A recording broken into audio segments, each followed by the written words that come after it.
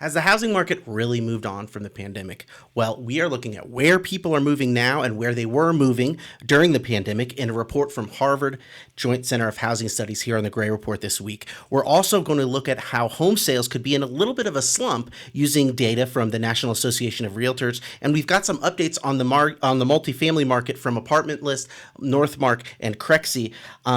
There's one that particularly the report from Apartment List suggests that 2025 could look a lot like 2024 for multifamily. Now, how will the apartment market fare in this uncertain moment in the economy, and what's in store for housing in 2025? We'll explain that and more of the best news and research on the multifamily market, housing, and the economy this week on the Gray Report. Let's get started.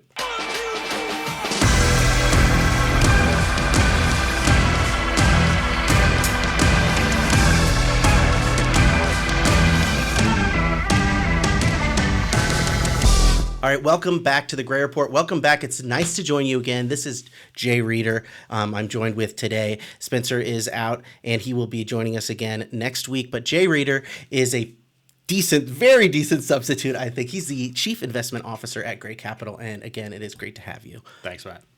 I just want to dig right in here, and we'll get our feet wet with this new report from Apartment List, and it is their national rent report. They do one every month. This month, and they're covering the rent growth in March. And the upshot that I said earlier was that it looks like 2025 is going to be a lot like 2024 when it comes to rent growth and some of these other trends that they're seeing, particularly Apartment List is seeing, whereas a lot of the trends in 2024 suggested that we would see a light at the end of the tunnel in 2025. There were people saying in other sort of, maybe I think RealPage was tracking improving occupancy numbers, whereas Apartment List in this report, vacancy is ticking up too. So if you look at the chart outlining monthly rent growth, it kind of becomes more apparent than if you just look at a line for the price of rent. Instead, I'd like to turn your attention to, now this is for the YouTube viewers. Now, however, I'm going to describe this in words for all the listeners out there, and I really made an effort this week to try to, represent it accurately. If you look at the chart outlining monthly rent growth, you can see how monthly rent growth has changed since it was at its lowest, which is negative 1.1% monthly change in November of 2022. Monthly rent growth is usually lower in the fall and winter compared to peak leasing season of spring and summer, but in November of 2022, rent growth was roughly twice as negative as it was pre-pandemic. So that's kind of the strength of this negative turn. The spring and summer of 2023 saw rents about 1/3 of normal. So the dip wasn't as harsh as it was in that winter. But every subsequent year, so the rent growth got slightly stronger, and that's where we're at right now. Is a moment where we haven't really fully recovered from a period of cooler rent growth, and I don't know if we're going to recover that soon. So the recovery, I would expect a bounce back to more typical pre-pandemic rent growth rates, but it's been about 2.5 years, and we still haven't seen the pattern go back to normal. And Jay, can you explain that to me? I think there's a couple things that you can kind of factor into this is when you have the large amount of growth that happened kind of in the 2021, 2022 time frame, mm-hmm. At a certain point, we all know that that's going to level off. And I think the gut reaction was, okay, it's going to level off and then it's going to grow kind of historically as it had previously. And I think what it really is turning into is maybe a mean reversion over a longer period of time and really evening out that growth that we saw in 2021 and 2022 mm-hmm. and spreading out those average growths over a longer period of time, because I think we realized that we forced that rent because people wanted to move places. They wanted mm-hmm. to get into places. They wanted to do everything they could to secure that housing, whether they could afford it or not. And maybe because of stimulus, they could afford it for a period of time. And then as that burned off, the ability to continue affording that may have gone away, or maybe they didn't want to be in there. Mm-hmm. And so I know even in our portfolio, we're seeing obviously some people that were well below market that we are continuing to bring up to market, but people that have signed leases in the last year or two, there isn't that ability to continue to kind of push those rents maybe as there had been previously. And there's a lot more focus on kind of resident retention and bringing those people in. And so we're seeing maybe 0%, maybe marginal increases on those renewals, and that's kind of pulling back and bringing everything kind of more in line where we're not seeing this crazy rent growth, Yeah. and we're not going back to 2% annual rent growth. Maybe it's 1% rent growth. Yeah. Maybe it's 3%. But I Yeah, think well, we're the gonna top line, and that's a good reminder. The top line numbers for apartment list is annual rent growth right now at 0.6%. I'm sorry, negative 0.4 annual rent growth. Monthly rent growth is 0.6%, but still, you hit the nail on the head there for sure. And I think I see that from the acquisition side of, I think for a long time after the 2021, 2022, people are like, oh, you're going to see growth. It's not going to be the 8%, the 9% we saw this past year, but it's still going to be 3 to 4%. Yeah. And maybe in some instances it is, and especially people that bought well and bought kind of maybe under market and were able to kind of grow into the market. But anyone that was at the top of the market, I don't know many people right now that have a property that's near the top of the market that's continuing to push rent at 3 or 4%. Yeah, that's a good point, especially at the top of the market. And we'll see in other reports how there's attention for those properties, but I don't want to say it's buyer beware, but like you better have all your ducks in a row if you're going for one of those things, and especially in a high supply market, which is probably where a lot of those apartments are going to be for sale, at least ones that are like attainable. Or even new markets. People build where there's demand, and demand are going to be in those markets that saw kind of that huge growth, and people Yeah. could underwrite to that growth. I mean, I think I've talked about it with you previously when I've been on here. You develop either where or you develop where you can underwrite to basically justify rents that can offset the cost to develop. Yeah. And so one of those two things has to happen. And if you are banking on large growth in a growing market and Yeah. that cooled off, it just changes the calculus. Yeah, no, that's a really good point.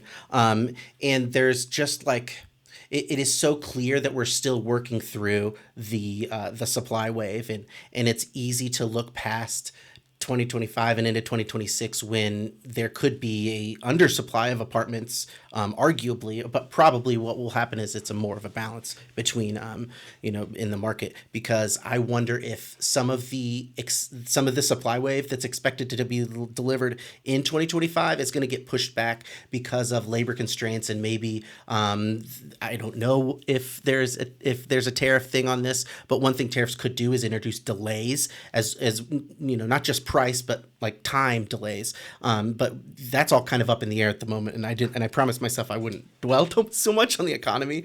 But that is a undeniable factor. The cloud over this is we can't rely on necessarily an economy that's predictable at this point to trace what we think is going to happen to rent growth. And that only becomes more relevant as this supply wave goes down. So it used to be just follow supply. That's where the rent growth is going to be. Low is higher rent growth. High is but now I think things like job growth, household growth, population growth, whatever, is going to be more important. But I think what you said was actually probably the most important is if you're going to be looking at places to invest in, it pays to know your market. It's very, it's valuable because there are places in shrinking cities, there are submarkets that are thriving, and cities are full of little submarkets that are completely different from each other. And if you don't know which one is for which property, then you can be well. And it's fun. I had a lunch today, and it was a great kind of reminder. We were talking kind of on acquisition criteria and what you're looking at, and the guy I was having lunch with, he was like, real estate is so tangible. He's like, we get stuck in like Excel spreadsheets and numbers on a page, but he's like, all you have to do is go out there and say, would I rent this apartment? And he's like, okay, I walk up here, and it's like, okay, take myself out of wanting to buy it, but I'm the renter. It's real easy to do with real estate. You can, and especially with residential real estate, it's like, okay, where would I want to live? Do I want to live here? Okay, well, how was the tour? How was the staff that brought me on? Like, what am I close to? What's easy? Okay, there's that property. Okay, now there's one a half block away over this way, so similar location, so kind of all the ancillary stuff. I walk up to it and I see, what is it about this property? Are the units bigger? Do I have different amenities? Is it cleaner? Yeah. Like, but what is different about these? And that's the great thing about like residential real estate is you can put yourselves in those shoes. Is you can act like the renter and see why would I choose one over the other. Yeah, there's a lot of different kinds of data and experiential data that you can get from physically visiting something that you can't get from just dropping a pin on Street View for sure. And especially when you're talking about the service and the things you can fix and the things you can't. And I'd also argue that like, yeah, your experience knowing that, walking and seeing different properties and the person that you were talking with, their experience visiting and knowing what to look for is also important because you can be wowed, but then if you may not know what is a cheap fix or a very expensive fix. And I'd like to find the cheap ones, the ones that look really bad but are really easy to fix. I think is my favorite. Another piece of data. So just to return to this apartment list report, is they have a metric now that is called list to lease, and basically their argument, and I wouldn't disagree, is that in this cooling rental market, apartments are sitting vacant longer. List to lease numbers go up during cool down periods in the fall and winter. It increases in the fall and winter, and they go down in the spring and summer. So this is the length of time it takes for vacant units to be leased after they are first listed as available on the apartment list platform. So a question for that. Yeah. Is this a property that they're counting that 34 days from the day someone moves out and can move in? Or a lot of times if we know someone's moving out, a lot of times we ask for 30 to 60 days on kind of the front end of what is available. We know, hey, this person gave a 60-day notice to vacate. They're going to be moving out January 15th. Are they saying that this 34 days is kind of from that January 15th? Or is it they're saying, hey, we listed this property 60 days ago as soon as that person came to the market? So there's a kind of a different lag there of what are they actually accounting for? Because maybe this may not be actual vacancy. Because if we have a 60-day kind of time period on the front end that we know we can market it, it's not the end of the world to be at 34 days because that's still on that back end available and I'll have able to do ask that. about that. That's and a good then point. If it's 34 days from the day they move out, that's a much different calculus because usually we kind of say 5 to 10 days depending on the type of property that you have. Because you're already listing it before the move out was. Exactly. Okay. That's super interesting. I'd like to see because otherwise if you can pick if there are people that are listing it at a variable time, it makes it less relevant. But I'll check into this and see. But if you go on average, regardless of the metric itself now, and I think there's definitely some validity there, and to your argument, but the trend is what I want to pick out here, and this is what they're also claiming here by saying that apartments are sitting vacant longer, basically since the middle of, I would say, 2021. Is the start of this long-term trend of increasing list to lease time. Now, I also want to say though, list to lease time is about where it was in the pre-pandemic time. So what happened was list to lease dropped really, and it bottomed out in what I would say is mid 2021, and then it is coming back to a little bit above normal. So that's what I think is I'm still stuck in this time, and we're going to be talking about a lot more. I'm still stuck in these time periods of pre-pandemic, post-pandemic, early pandemic, late pandemic. But it does seem like we could be approaching approaching what a normal is, and maybe it's completely different from pre-pandemic. And I think another thing to go back on this too that you can kind of think about too is the one thing I would say here is I'd be really interested this list to lease. I understand kind of where they're going on the trend of this, and I think for certain metrics it makes sense. But I think on another aspect, the days vacant, it sits kind of maybe a more applicable because perfect example, we have one of our properties. I was just up and visiting a couple weeks ago. We have a couple of units that are, call it 160 to 200 and some odd days vacant. And so it's like, oh, wow, those units have been sitting for a really long time, but we're 95% occupied. And what happens is we have policies on the property management side, or at least our third party on that specific property. They have policies where they can't lease out a unit more than like 2 weeks away they can't lease it and create that more than 2 weeks of vacancy. So if someone needs something in the future, they're not leasing this specific property, like call it unit 105 that's been vacant for 200 days. They don't want to lease that one because that person needs to move in 3 weeks. But there's a move out that's coming in 10 days and it's a 5-day turnaround to lease that unit. So what they're doing is they want to create that lease. And so what they're doing is they're actually signing a lease on that move out unit because they know they can quickly turn someone around and Yeah. they can guarantee that lease Just in case someone else comes on and gets the other one. and comes in and gets that other one. And Yeah. so what they're doing Is it a stinky unit? I looked at it probably needed a little cleaning, but it was actually in really good condition. But when Yeah. it's been sitting for 200 days, it's going to get a little bit of dust. So Yeah. it looked really, really good. But what happens is because they want to secure those leases, they are going to the one that they know they can sign a lease that day. So if someone needs in 3 weeks, they're going to look at their availability sheet and say, I need a unit that I can lease in 3 weeks. And that's going to be a move out where someone comes in, but they're not going to be able to move that unit that's been sitting for 200 days because they can't automatically sign up to add more vacancy on that specific unit. Okay. And so it makes an interesting dynamic of kind of some of the market forces that we do on the day-to-day side that may affect something like this. Yeah, that is interesting. I'll have to see what how they calculate it, but I do think that there is probably something to the general increase that we're seeing in this list of lease time, and it is supported by what Apartment List is also finding, and this is again a little bit different than some of the other reports. Apartment List is finding higher vacancy than other sources, and they have marked a gradual increase. I thought, and I've been tracking this on Apartment List because it's been worrying me. I thought that, oh man, this is plateauing. We're getting to plateau. Here we are, and we're actually still increasing. So I was wrong before, and I don't know if this is Apartment List is being aware to the changes that are still being impacting the apartment market right now. So we've got high supply. Apartment List is saying actually the pain's not over for apartment owners that were relying on higher rent growth or whatever. Renters may have it easy because maybe rent growth is going to still be lower than historical averages. But again, I'm really interested with this average because I agree with you. I think there's certain things that have kind of been pushing the idea of kind of like getting us to that average rent. And I'd be curious what is included here and if it's only stabilized properties or not. Because as we've talked about here, and I know one of the things you want to talk about, this absorption of all of these units, when you're in a lease up, obviously you're going to have lower occupancy. And at what point does a unit that's in a lease up transition from a lease up, if it's stabilized or not? It's stabilized, and obviously if it's an average of 6% there, I'm guessing they're probably only including stabilized properties. Yeah. And so there is kind of this opportunity, and maybe because you have some of those lease ups, even on the stabilized properties, you're seeing some of that softness because people aren't choosing the stable properties. They're choosing the lease ups that they're getting 2 months free and all of those things. And so I think you were right. Like the idea is that we were going to see a little bit of a tail off as that stuff comes on, but I think maybe it's taking longer for that stuff to come on than what we initially thought. Yeah. And there's not an article written on this specifically. They note it in a couple of the reports that we're going to move to here in a second, but I think the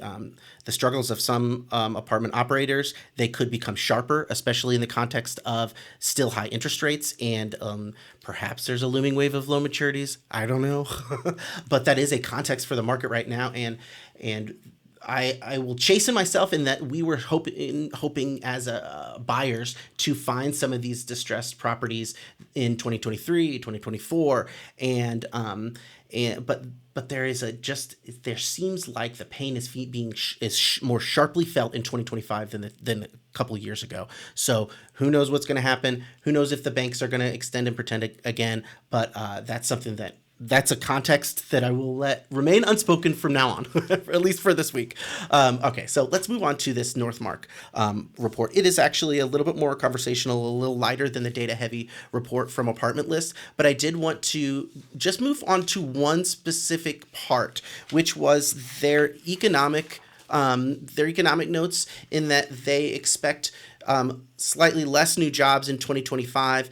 And when it comes to supply and demand, they say that deliveries are elevated and absorption, the pace of construction was slow this year. Projects totaling closer to 400,000 units instead of the record amount of units from last year. However, they say absorption surged in 2024, reaching 480,000 units. This year, net absorption is forecast to total 300,000 units, a fall off in absorption in this year compared to last year. That's what they're expecting. And I wonder if it is because of less new apartments in a way.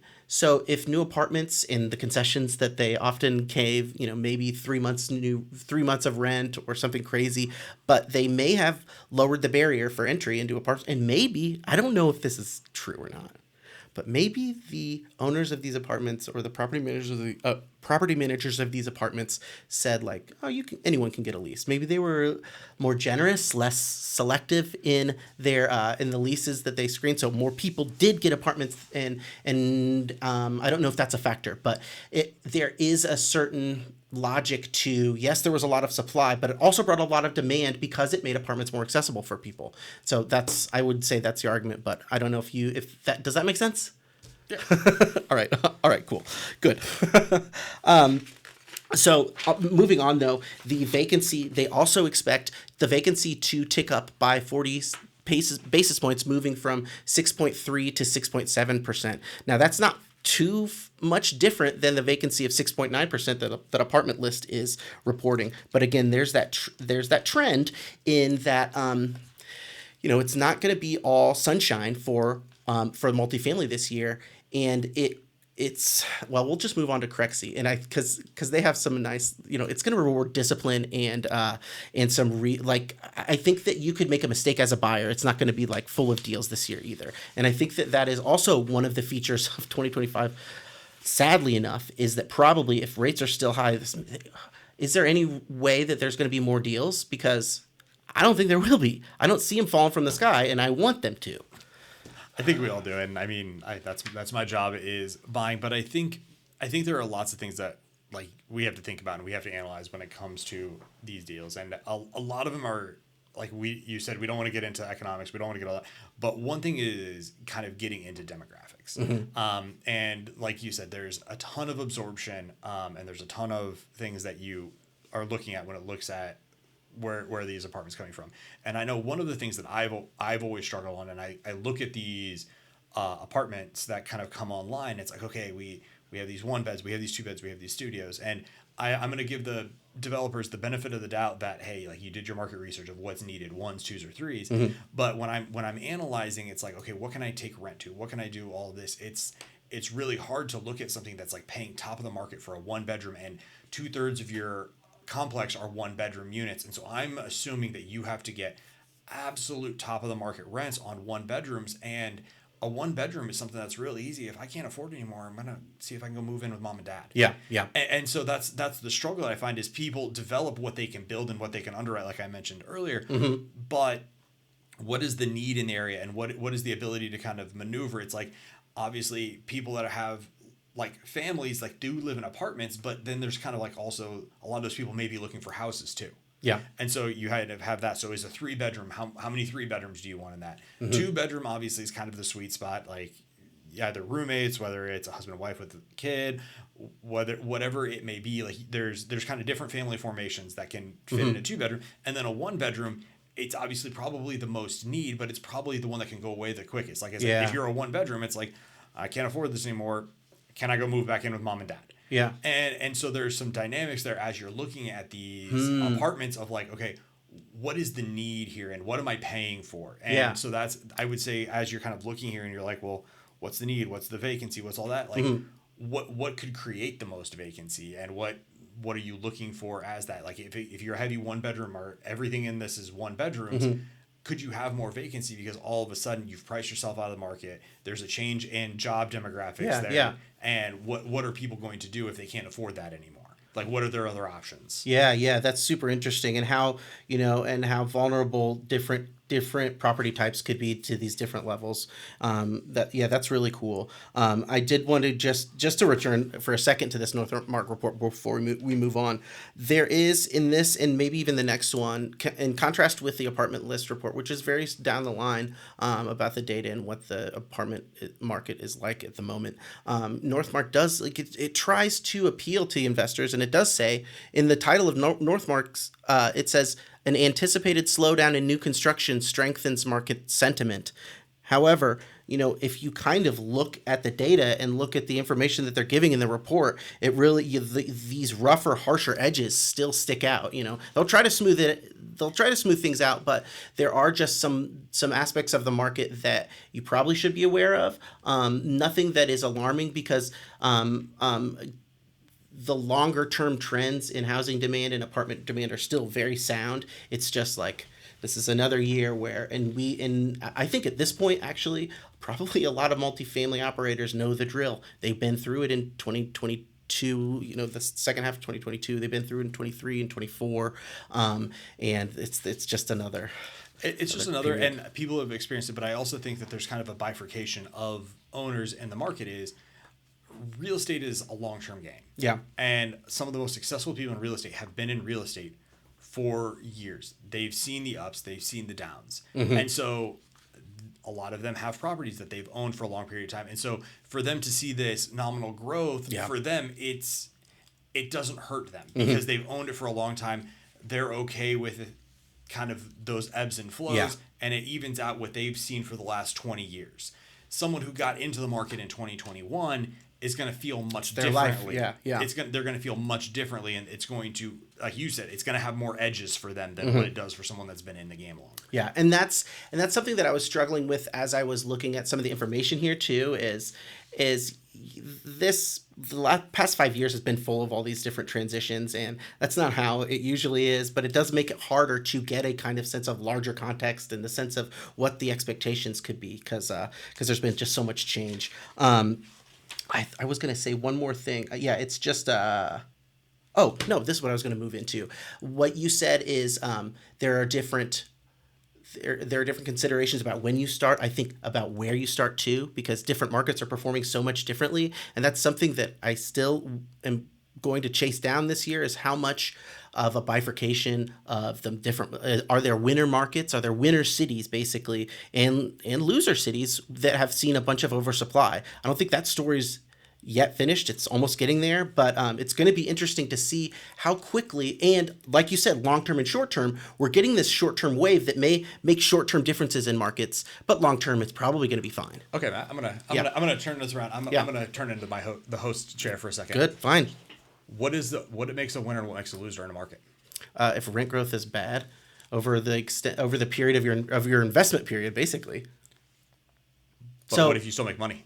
If you What if maybe you didn't have rent growth, but maybe you have a cost of capital, maybe you have materials, or maybe you were able to build that property for cheaper? What is the metric for winning and losing in a market? Well, I would say though that markets with lower rent growth are more likely to have losers. But here, what if they had lower rent growth, but none of the owners filed bankruptcy? What if none of them had to give the keys back to the bank, so they still owned it? So yeah, maybe they didn't get the rent growth for those 5 to 10 years, but none of them lost their shirt, and they still own those properties that are significantly more valuable in 10 or 15 years. Well, yeah, that's why. So like time horizon, and this is why I wanted to press this point, is because there is it's the next report is with a conversation with a guy who is invested in Austin, Denver, and Seattle. Not typically markets that in the past 5 years at least, well, in the past 3 years, have been doing great because of the supply crunch. But in like 10 years, it's going to be fine. And I think, yes, you did. I will concede. I'm not going to argue with you. I will concede, too, that those are the places where people are buying a lot. There's a lot more competition amongst investors than, say, like Peoria or somewhere. And the reason I kind of sat on that question is, again, my lunch with that guy, we had a discussion, and both of us are invested kind of in the Midwest, and so we kind of see that, and we had the discussion about what we're seeing in other markets, and we have to look in other markets and what we know, what we don't know, and what we're seeing, like people in the market right now, as he's another acquisitions guys, people are selling if they don't have to. Yeah. Yep. And we like to tout kind of the Midwest, and for rightfully so. There's a ton of metrics that show that the Midwest is a good place to invest, a good place to do all of that. Which, if you're thinking, oh, it's a lot of growth, then it's like, well, people overbought here. But the reality is, in the markets that we are looking at, maybe there wasn't as much overbuying as what we thought. Yeah. Maybe people aren't going gangbusters and aren't making 20 IRRs the way that people anticipated, but we're seeing a lot less of that pinch on people doing forced sales Yeah. on some Yeah. of that. And so if we're looking at it like, okay, yeah, we're not going to see the rent growth maybe in Austin does or whatever, because if it dips and absorbs, then maybe they have another 20% rent increase over a couple of years. We still may never have that here in Indianapolis, but owners didn't lose their shirts. Whereas Yeah. Austin, maybe that one person had the 20 IRR and they absolutely crushed it, but three others handed it back to the bank. Yeah. And so, like, what is the definition of winning? Is it kind of getting to the other side? Is it making a ton of money? Like, how do we find what that winner is? Yeah, yeah, no, and I was listening to some of the conversations that you were having earlier about, the different incentives for different buyers.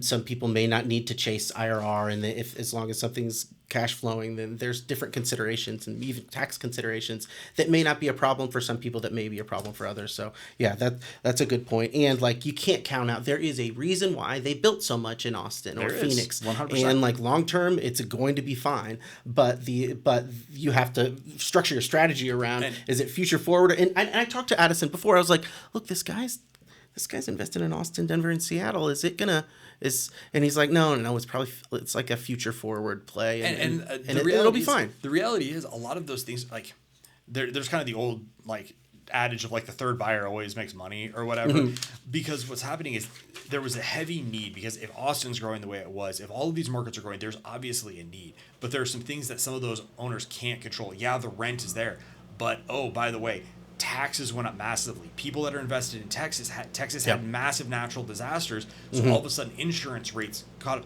No one could have ever underwritten that insurance rates were going to triple. Yeah. And so that first guy gets absolutely crushed because these things that he never could have imagined Wasn't came in the to fruition. spreadsheet. Yep. Well, then when he has to hand it back to the bank, that next person that came in, they're not scrapped for money because they make a deal with whatever they can underwrite with the bank, with whatever the buyout already is know gonna that be. that They extra know cost is- yeah. those extra Yeah. costs are going to be, and now they can bring capital that helps with marketing to get more people to move in there, so they're not sitting at 90% occupied Yeah. and hemorrhaging money to figure out how they're going to handle the day to day. And so there is a dichotomy where all of this stuff was built because the need is there, but there were some financial considerations outside of people's control that did factor into the ability for some of those deals to be successful for the first owner. Yeah, that's crazy. Yeah, and it's kind of back to what the apartment list measurement is, if it's stabilized or not stabilized, because some of it's going to be a roller coaster to get some of these stabilized and fill up these apartments, especially in the high supply markets. I want to move on to some of the stuff that the conversations I was having about migration. I noted a little bit before, are we moving on from the pandemic? Are we moving around after the pandemic? Whatever it is, residential mobility has changed in the pandemic era, says author Riordan Frost in this in a white paper, and we're just reading a kind of brief summary from it. There's 5 ways that he really highlights here, and I'll go through all 5 of them and really persist on the last 2, I guess. So number 1 is there was a fleeting increase in moves after the onset of the pandemic that only briefly disrupted the long-term decline in household mobility. So yeah, we moved a little more during the pandemic, but overall people are moving less and less and less. These are these long-term and short-term trends. In March 2020, the number of people filing a temporary change of address requests increased by 200% compared to March 2029. That's a big jump, but it's actually there is a decline that continued after the pandemic, with the household mobility rate falling to a historically low rate of 8.2% in 2024. So it does seem like people are moving around less, and I'd wonder, and we'll get into in a second, but how housing affordability feeds into this, and how I would argue economics would feed into this. If you're a little bit more secure in your job, you probably or that a job will be available for you if you move, then you're probably more willing to make a move. But that could be, who knows. Households are crossing state lines at pre-pandemic rates after a sharp during pandemic increase. That's aligned with that first point. And homeowners locked into low mortgage rates are staying put and dragging down homeowner mobility rates after a during pandemic spike. Yeah, that's also understood. We know how this lock-in effect has made home sales very low, and we'll get into the numbers behind those low home sales. But yeah, it affects mobility, of course. This is what I wanted to get into because it ties into some work from Cushman and Wakefield too. More people are moving to less dense communities, continuing a during pandemic trend. So this post-pandemic trend is towards less dense communities, and it was present actually, I would say, during the pandemic. So here's something. From the graph they provided here, it sure looks like this movement away from downtowns was present as early as 2010. The only clear flip-flop of trends I can see between pre and post-pandemic is in the non-metro area, where before the pandemic, people were moving away from non-metro areas, and now, after the pandemic, they really are kind of, there's a significant portion of people that are now moving into these non-metro areas. However, if you're talking about movements from or movements away from large metro areas, that was present in as early as 2010, where people were moving away. And this kind of surprised me because I remember post like financial crisis, there was that narrative of, well, we're going back to the downtown, the revitalization of downtown, but it looks as if that may not have been as strong, at least in the way they record it here. And it may actually depend on how you define where the downtown is, because people are moving in, or they were moving into large metro density suburbs, and that has actually fallen off slightly in the recent future. But the real winner here is these large metro lower density suburbs. So maybe not the immediate suburbs, but a ring kind of further from that. And I wonder if these are the ones. I don't think they're necessarily exurbs, where like the far flung up and coming towns. Like I would argue maybe like a Westfield or something like that. See, I'd say Westfield's the lower density. So my question here is, like, I kind of agree with you of, like, well, let's use Indianapolis here as an example. Let's say kind of where we went to. So when we say the large metro and people are moving away from, we know for sure that in the CBD here in Indianapolis, I would say under we would know for sure that falls under here. But let's go 16th Street even. Well, and that's what I was gonna say. Okay, so how far do we do that? Is it 38th Street? Is it 16th Street? Is it 38th Street? Because then is that still considered your large metro, or is that large metro higher density suburbs? Because Indianapolis is a little bit different for those who aren't here. Yeah. Indianapolis went through this Unigov back in the 1970s. So Indianapolis proper is actually out where suburbs of Indianapolis used to be. So like you hear Speedway, you hear Lawrence, like you hear some of these towns like Nora being a neighborhood, like those used to be neighborhood suburbs of Indianapolis that in the 1970s. And we always called it a suburb. Yeah. And so in Indianapolis, those are now Indianapolis addresses, but as Indianapolis grew, those were originally suburbs. And so how far out is that really? And so do we consider Indianapolis up to 96th Street the large metro, or do we consider that area between 38th Street and 96 kind of the higher density suburb? Because like we own Solana in that area, and so that's an area that's kind of growing in that whole Keystone corridor. Is that suburbs or is that metro Indy? To me, that's suburbs. This is how I define it. Now, it's just how I grew up, and it's like I always understood that because that's the area that I grew up like blocks from Solana, but it's around like 86th Street, suburbs, and then but you cross 96th Street into Carmel there, which is its own kind of suburban community. Then I think you're getting into maybe a lower density suburb than that. So there, for me, So then Indianapolis, are we saying township? So Center Township is Metro Indianapolis, and what they would call here, like Washington Township, Lawrence Township, Pike Township. Are we saying that that's low metro, higher density suburbs then? No, I think that's large metro, high densities. Yeah, exactly. Large metro, high density suburbs, and then the lower density suburbs are outside of the county line. And so that's anything Carmel, Westfield, Fishers, Avon, Brownsburg, Greenwood. And there should be another category beyond that, which is your Westfields, your Whitestown. I would almost say those are smaller metro. Now they could be large, but I mean, for you, what's the difference where you would consider like a difference between a Westfield and like a Lafayette? Because Lafayette would definitely be smaller metro. Yeah, for sure. Bloomington would definitely be smaller metro. Where do you draw the line between like Westfield and that? Like I still kind of consider Westfield suburbs. It needs to be a new category. But Anderson, Yeah. which I would say is almost as far away as Yeah. Westfield is, but that's It's small metro. Yeah, it's small metro. It's small metro. I love this conversation, by the way. I can get sidetracked, but when you're moving on from there, from like individuals, market, submarket, they also say that the Sun Belt remains dominant in regional migration, but they say also signs of a shift are emerging. This is, I think, maybe one of the most relevant and interesting from my perspective. They say that notable shifts took place in many states in the Midwest and Northeast where outflows were either lower than they had been during the pandemic. And here's the map right here.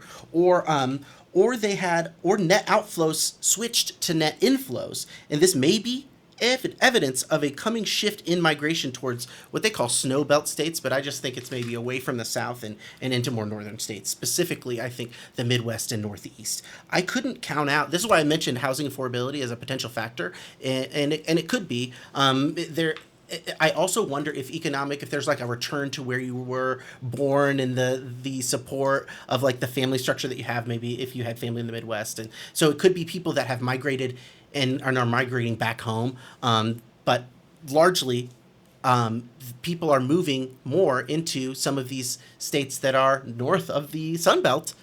But the whole upshot is you look at these states: Texas, Oklahoma, Arkansas, Tennessee, Alabama, Georgia, South Carolina, North Carolina. They're all seeing more migration compared to before the pandemic, and they probably will continue to see more migration after the pandemic, because that's what it was like before. If we're going to return to a normal, the normal is that people were moving into the South. However, the more interesting thing, the new kind of insight I think that this has, it kind of goes against the trend, is places like, well, even West Virginia, but Kentucky, Indiana, Missouri, Wisconsin, throw Wyoming in there. These are states in the north that they switched from outflows to inflows. So I think that that's a promising sign, and maybe a sign that will continue in the future. It's something different. It's definitely different from pre-pandemic, so we'll see if that continues. Now, to switch gears again, and to continue our discussion of, are people moving around from downtown? Are they for downtown or against downtown? There's some kind of I guess like a counter argument, because Cushman and Wakefield says cities are cool again.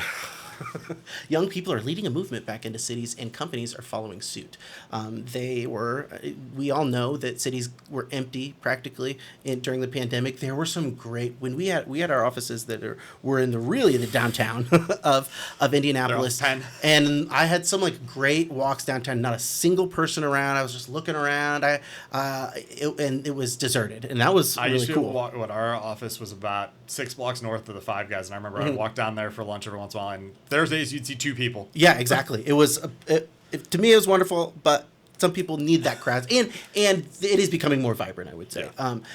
So they're saying that young residents are driving the return, and they're saying, for example, the 15 to 29-year-old population in Manhattan grew by 9%, and the 1/5 of young home buyers in 2024 bought in the central city.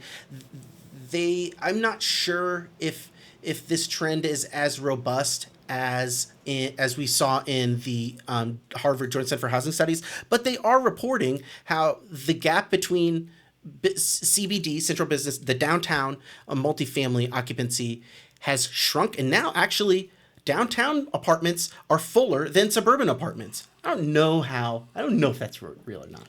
I would argue that most of the development has been in the suburban, and so the supply gluts that you're talking about, that makes sense. I would say, just because what I see on the acquisition side, the CBD stuff, no one's excited about it. Yeah. And no one feels good that even if you are at 93 to 95%, no one feels good that you're keeping it that way. Yeah. Well, what if I told you that that you could have play spaces in your downtowns?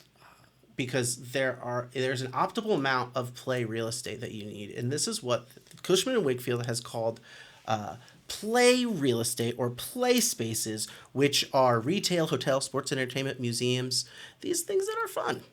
I like it. Play spaces. A play place is what McDonald's has. A play space is an important part of urban real estate, and however, it only accounts for 12 to 15% of urban real estate right now.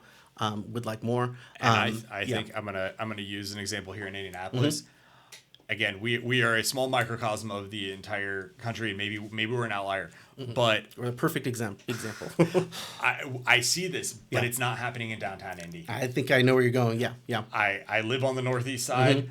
We looked hard at buying Market Fishers District. Yeah, yeah. I've gone there many times. I shop at the Kroger right there. There is a 1 mile stretch of road where Cumberland, right there on 116th Street, there is a giant Kroger. yeah, There is a bunch of small strip retail with food, with all the things you could Yeah. want. Market Fishers District, 266 unit apartment complex on top on Podium with retail, and there's a Yeah. Kincaid's Yeah. Meat Market. There's restaurants all down there. There's restaurant outflows. There's a fitness center. There's a massage studio all right there. Across the street, there's a Top Golf. Yeah. Right across the street there's Portillo's. There's IKEA. Oh, half-mile south and in a neighborhood right south of it is the new Fishers Event Center. That's the new hockey arena, concert venue, all going up there. There's Slate at Fishers District that just got developed there and just got sold about a week ago. Right across 69 there's a Target. There are all sorts of jobs of people having where there's like a construction company. Meyer Nadrum has their thing there. You've got like escape room, all of these things kind of there that go to the downtown Fishers. Just downtown feel. There's the library. There's all that, but it's not in a high density central business district. Yeah. It's a, as you said, a play space made in a suburban area, and Carmel is the same. Like I don't live I was in just Carmel. going to note the government involvement is interesting too. If they're building things like a stadium, that there's probably a will from the government from that local Fishers City Council or whatever to create that space. And yeah, I think Carmel's doing that as well. Yeah, and so I say, like, yes, Cushman Wakefield, yes, do we want these? Because that was the hard part about being in the suburbs or living further out. Is it's 20 minutes to go somewhere that you want to go. You don't want that, but I think it's a compromise that you don't want to make. I think these suburbs are realizing that they need those opportunities for people there to stay, to keep people from doing it. So I think these suburbs are creating these mini central business districts. You're never going to say it's a central business district because you're never going to have the concentration of people working there and the types of jobs that need to be there. But you're creating those play stations, and there are hotels with There's all money of those. there. There's definitely apartments there, and I think they range from young professionals, of people that went to high school, college in that area and wanted to live by mom and dad, but want a nice place. I see a lot of that stuff kind of going there. There's bars, there's restaurants, there's all those things to do, but it's not downtown. It's not central business district. It's entertainment corridor. Yeah, no, I agree. And I also think another perhaps unstated aspect that could be driving this and driving the inflow of population that also supports the money that I would say there's money there is school districts. So let's say, Fishers, rich place, rich property taxes, rich schools. Now people want to move in there because they want to get their kids into a nice school. I think that's happening a lot in Carmel. I think it's happening in Fishers. People are moving, that's a really important decision for families to make. And if we're talking about long-term demographic trends, there's an increase, all these millennials are moving. That's I think what is driving the movement into suburbia is a demographic trend of aging millennials. They're getting their house, they're getting their car, they're getting their 1 or 2 kids, they're getting their yard, whatever. They're getting their vegetable garden maybe. But they are, they're moving out and they're moving to Fishers. And if they can, they do that. And the home values are high there. And I think that feeds into a new, these fancy new schools. Now everyone, and that kind of creates that momentum. I think it's really interesting, and I do think that there is like I said, this government will, but I also wonder how much of this is momentum just on itself, where it's happening, and you blink your eyes and you. I think it's happening because there's demand. Like I said, I live kind of on the northeast side of the Indianapolis Fishers area. Outside of when we drive to our office, I can't remember. I think it's been 1.5 to 2 years since my wife and I have come down to downtown Indianapolis for a date. Yeah, yeah. Like it just doesn't happen, and it's. Well, 20, you know what 20, we would say here down in the downtown, it's urban downtown. It's 25 minutes away. There's great restaurants, great foods, a lot of places you want to eat, but I'd much rather drive 10, 15 minutes to Fishers and just know that I'm going to be home Now that's true.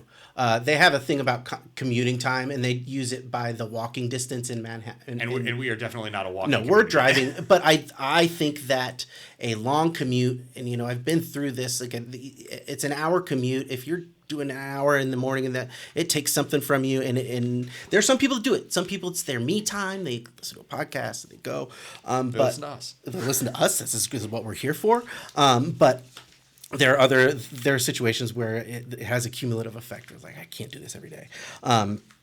But that being said, I think that that this creating that the destination in of itself in Fishers or in Carmel or in Zionsville, that's totally happening, and I think it is driven by demand, and there's money there. People will buy it, so you'll be able to open a nice restaurant now that there are the people there. It's really hard to want to go downtown to St. Elmo's Steakhouse, like probably the best known restaurant in Indianapolis. When I was in high school living up in Lafayette, that was the treat, driving from Lafayette down to Indianapolis to go take to St. Elmo's.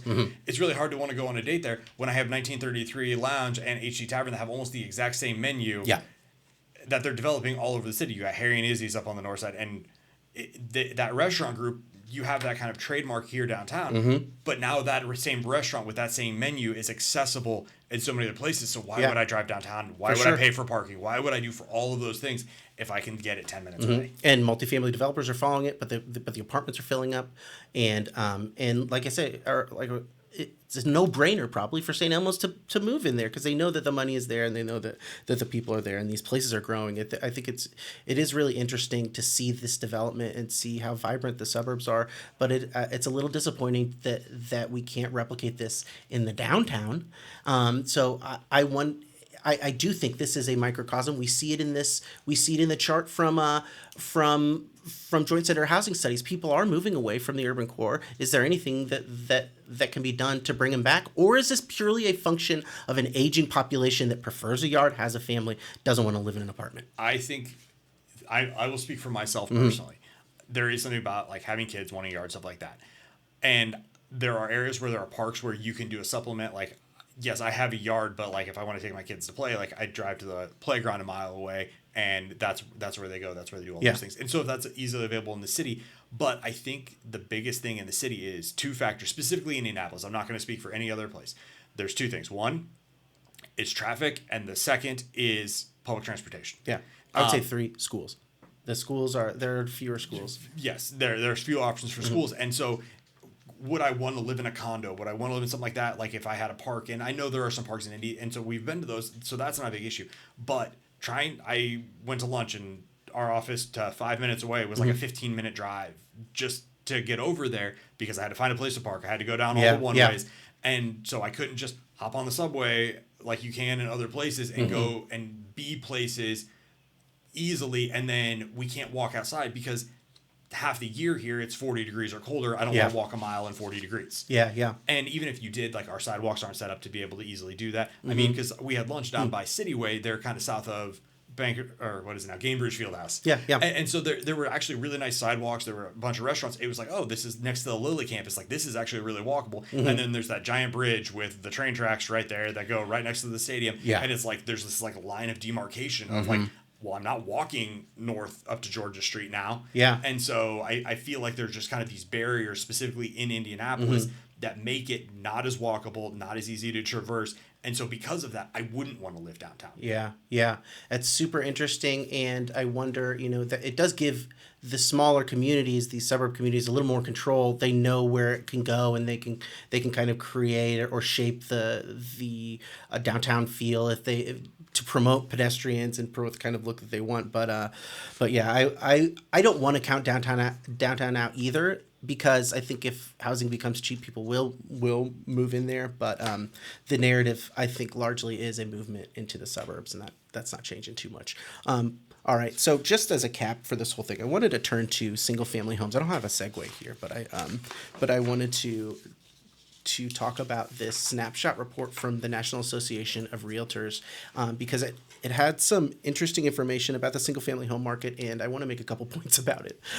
Specifically, and, we were talking about this, it's 5 years since the pandemic, and so what are things like? How have things changed? And they do a great job of tracking the different economic and housing demand, housing supply numbers in this report, and they kind of present it all in here. And I want to skip ahead here to, let's see, page 10. Home sales. And I'm going to use this to illustrate a larger pattern in which I think we went through essentially four phases when it comes to home sales, when it comes to really home building, and when it comes to interest rates. There is a pre-pandemic era, there is a early pandemic, a late pandemic, and then a post-pandemic. So these four phases, and just to show you where things are when it comes to home sales, which my larger point for this whole home sales conversation is home sales are down, home building is down, prices aren't yet down. I don't know where the balance is, but it almost seems like the shoe to drop is going to be prices coming down. Now the economy could pick up. I could be way wrong because home prices have been so stubbornly resistant. The home price growth, single family home price growth has been stubbornly resistant to any kind of change. It has been, inexorable, I guess you could say. But I do want to note that like home sales are well off, more than a fifth lower than they were pre-pandemic. This is, you would think in this market where home prices, there's so much of an affordability crisis. Well, actually people aren't buying homes, and it's been that way for about 3 years. So, or maybe it's 2. Well, regardless, it's been that way for a long time. Now let me just to trace this out here with some specific numbers. So this pre-pandemic phase, home sales were about 5.5 million, and this phase lasted up until let's say March 2020. Then you get that drop in the pandemic. So that was the pre-pandemic phase, 5.5 million. That was what it was. And then the early pandemic was this period of huge volatility where in a period of like 6 or 7 months, home sales fell down to 4.2 million, and then they popped up to 6.5 million in October 2020. So between March and October of 2020, that's this early pandemic. Late pandemic was that plateau where interest rates were low, home sales were high, rents were high, mortgage sales were high, everything was high, it's inflating, and we know where that got us. But it lasted for a lot longer than you might think. It lasted from October 2020 to January 2022, and during this period, sales were around 6 million, maybe above, but that was roughly where they were during that late pandemic period. So then there was a fall. This post-pandemic period is arguably the more dramatic period. More than the heady days of inflation and high rents, high home sales, we have dropped farther. So we have dropped to 4.08 million. That's where we're at right now. So right after, I'm sorry, I'm getting my dates right here. From February 2022 to now, sales are about 4.2 million. So sales are low. Sales are lower than the pre-pandemic, than they jumped during that late pandemic period. So, and not only that, but home sales, that this low period lasted longer than the high period. So on net, the past 5 years, we have had lower than normal home sales. And the narrative that I've heard is, well, housing is unaffordable. People can't buy a home. They're gobbling them all up. But I don't think that that's necessarily true. I think that there's a house price problem. There's not a home there in that house prices are too high. It's not that home sales are too high. Home sales are way low. And I don't know. But I think if you think about it from a supply and demand standpoint, when you have suppressed supply, what happens? Yeah, and that's what I think is like. So they're suppressing supply by people that are choosing not to sell because of the mortgage lock-in. But there's also like they're not building as much either, so that's lowering supply. And yeah. So I'm just surprised. And I think one of the things that I have looked at in the past of like, what would it take for me to want to move from where I am right now? Mm-hmm. And like when you look at what the cost to build is, like before it was inexpensive labor, it was cheap costs, it was everything you could build a house. Yeah. Now they're cookie cutter houses, you can sit there and talk about quality all you want, but it was relatively inexpensive. Mm-hmm. Not necessarily inexpensive, but relative to some other aspects inexpensive. Now you have labor constraints. You have material constraints. You have material cost increases. Yeah. So that replacement house I remember my wife and I bought our house almost 9 years ago now, and we were shopping things in those cookie cutter houses. I remember seeing signs that say starting from the 180s. Yeah. And most of them were probably in the from the 250s or something like that. And then your nicer ones in kind of your Fishers and Carmel, those were 300s. Crosswinds. The neighborhood that is going up right next to Crosswinds right now on the east side of Indianapolis, in Indianapolis, so not in the suburbs yet. Those are $300,000 houses now. Wow. Those would have been $180,000 houses 5 years ago. Yeah. And so there's just a cost to build those that I think even if supply were to go up and people were to sell their houses, we talk about all the time in the apartments, like what's the replacement cost? The replacement cost for a house right now is high. Yeah. The replacement cost for maintenance on a house right now is high. If something breaks in your house, think of how quickly you can get someone out there to fix an HVAC. How quickly you can get out there, because that availability is just not there right now. And so I think that there are some intrinsic things about houses that are making them more expensive, and it's hard for them to come down because of replacement costs. Like, it's not like I can go throw up a house for $50,000 right now. And so what are the other options? Yeah, no, that's a really good point. And I think that, and I also wonder if the ultimate factor here is mortgage rates. A lot of the timing of these home sales and building are timed to kind of like the Fed funds rate and the prevailing mortgage rate. I think it could, but I think also this goes to what you say. People are stuck in, and maybe I'm speaking to the narrative, but like if you bought your house in, or even let's just not even say you bought your house, but you put debt on your house in 2019, 2020, 2021. Yeah. The value of that house wasn't crazy. You got a good deal. Late 2021 into 2022 is where you really started paying up for those things. Yeah. That's where like the frenzy happened. Yeah. And so if you put a mortgage on there, and let's say you bought your house in 2019 for $200,000 and you got a 3.5% mortgage rate. Yeah. That same house now, if you were to sell it, you could sell that house for $400,000. But what are you going to have to go buy?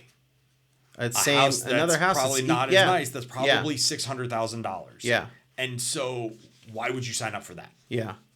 It is. I was thinking about that too. It's like, it's not like there's like a greedy or lock in. It's that like you're entering into a market that is as disadvantageous to you as it was advantageous to you. There's not necessarily a benefit for homeowners if they want to keep owning a home. Yeah. They're just trading one expensive home to the other. And like I think about it. I think about like when I was growing up. Like, did you move ever growing up? Not in my memory. When I was very small, yeah. And we moved once. I was in like third grade. We moved, and like we moved within the same town or whatever. But there was a cost, there was an expense. But like I knew a lot of people that kind of moved from one side of town to the other. Like it happened.